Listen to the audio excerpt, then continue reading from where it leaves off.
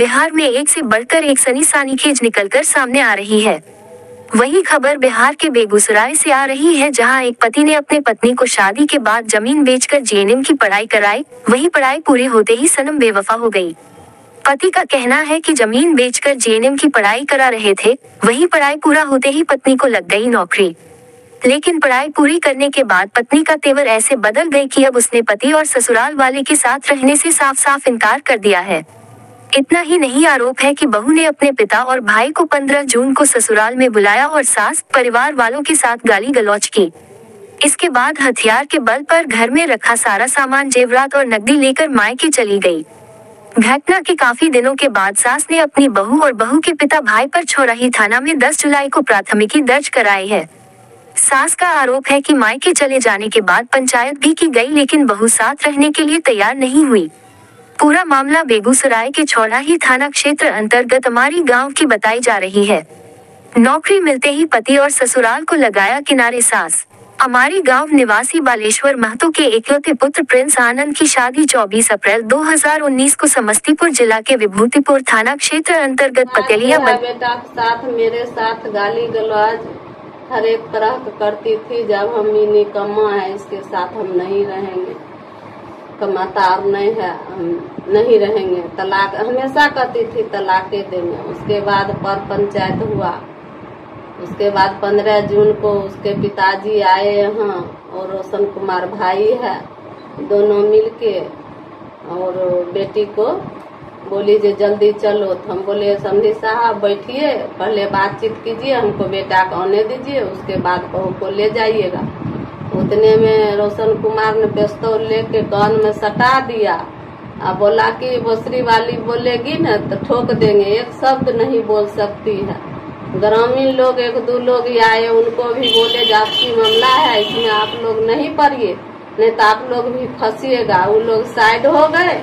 उसके बाद घर में जो पेटी था, मेरा जेवर था, रुपया था 50,000, सब लेके उसको पापा बोले कि जल्दी मनीषा जो सामान लेना है निकलो, बर्तन बासन जो जो सामान था सब लेके बोलेरो में बैठ गई और चल गई।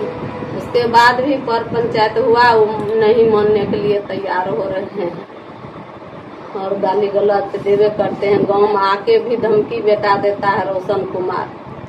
थाना में आवेदन दिए? हाँ, आवेदन दिए, FIR करवाए, उस पर भी कोई सुनवाई अभी तक नहीं हो रही है। लेकिन कोई आदमी आए थे गाड़ी से, पूछताछ करके ले गए हैं।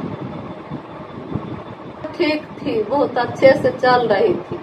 जब फाइनल हुआ जीएनएम में, वो पोती भी है, 2021 में पोती जन्म मिली। पोती भी 3 साढ़े 3 साल की है। पोती को भी हम लोगों को देखने नहीं देती है, न आने देती है, यहाँ अपना मैके में ही रखती है। फिर 15 जून को जब वो लोग सब सामान लेके चल गए, फिर क्या हुआ? फिर क्या हुआ, हम आवेदन लगाए तब दौड़बगढ़ा थाना में किए। उसके बाद ये जो है पवन सिंह प्रभारी हैं, उनको बहुत रिक्वेस्ट किए जो मेरे बेटा को 1 जून को बुला लिया, फुसला के बहुत मार मारा है।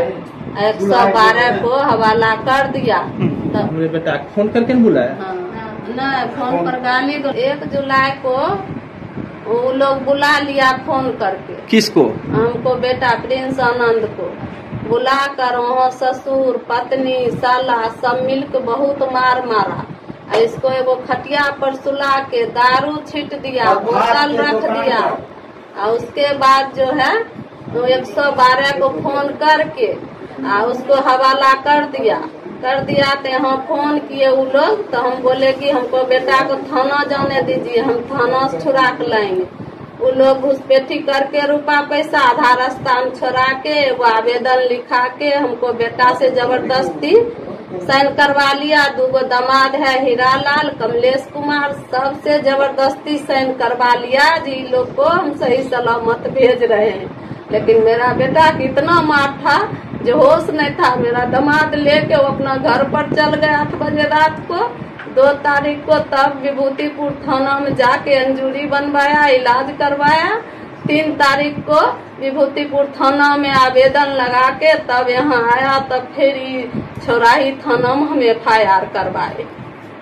अभी हम ये बात कैसे कहेंगे जब मेरा घर उजड़ गया है तो पदाधिकारी लोग ग्रामीण लोग ने जो फैसला करेंगे वही न मानेंगे।